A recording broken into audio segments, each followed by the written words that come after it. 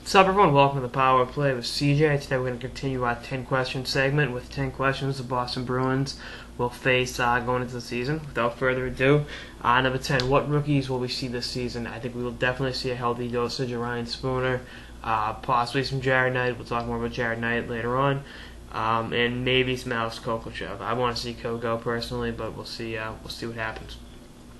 Number 9, will Dougie take steps forward in his first season, in his second season after being benched in his first ever playoffs? A la Tyler Seguin in 2011-2012, I think he'll take steps forward. I think he'll play more minutes next year. Personally, I would have played him more in the playoffs, but I think he'll be over and under points with Dougie, 32.5. Excuse me. That's your over under. I think he can do it, and I think he'll be relied upon to play minutes that otherwise would have gone as Daniel Chara. So we'll see what happens. But anyway, actually, Chara comes up later in the episode as well. Number 8, can Jerome McGinley and Louis Eriksson replace Nathan Horton and Tyler Seguin?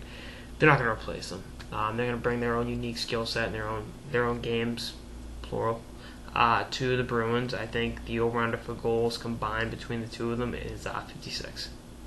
That was at 28 each. I think Iggy, even though he's a little bit older, can still score 30 with a guy like Krejci, and Krejci will be up later in the episode too.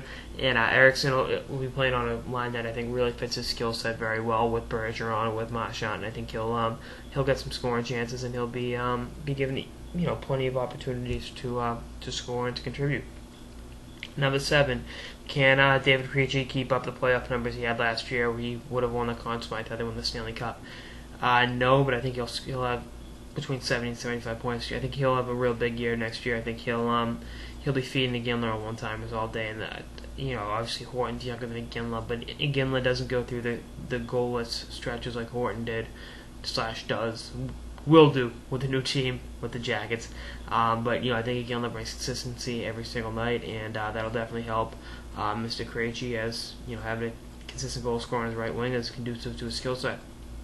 Number 6, 25 goals from Lucic. Yeah, I can see it happening.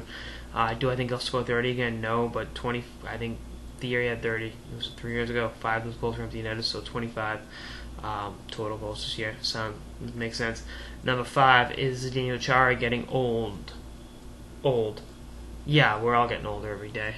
To quote Stevie Nicks, but I'm not going to write him off. I think they played him too much in the playoffs last year, and Claude played him way too much, to be more specific.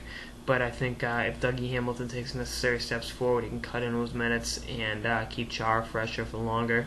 And hopefully he won't, tire out by the time the Stanley Cup Finals come around next year. And God willing, they will be back. Number 4, backup goalie to open the season is going to be Chad Johnson. I think Svedberg is going to need more time in the AHL, and plus his cap hit's a little bit higher, so they're going to go Svedberg and I hope I'm pronouncing that right. And Malcolm Subban in Providence to open the season, and Chad Johnson will be back on Tuukka Rask at least to start. Number 2, will Bergeron win the Selke next year? Yeah, I don't see why not.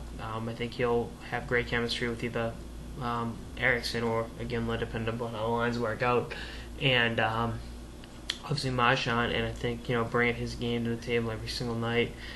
He's one of the most reliable players in the National Hockey League, and I think he'll bring, whether or not he gets an award at the end of the season. I don't think that's relevant to Bergeron, and that is what it is. That was number 3. Number 2, will Tuukka Rask rebound? I think so. I think he'll put the Game 7 collapse in his review. I mean, it happens. Obviously it happened in the Stanley Cup Final, so a little bit bigger of a stage. But I think he'll live up to his extension and carry the Bruins throughout the season. Hopefully, get them right back to where they were in position to win the Stanley Cup. And in June, we'll see what happens.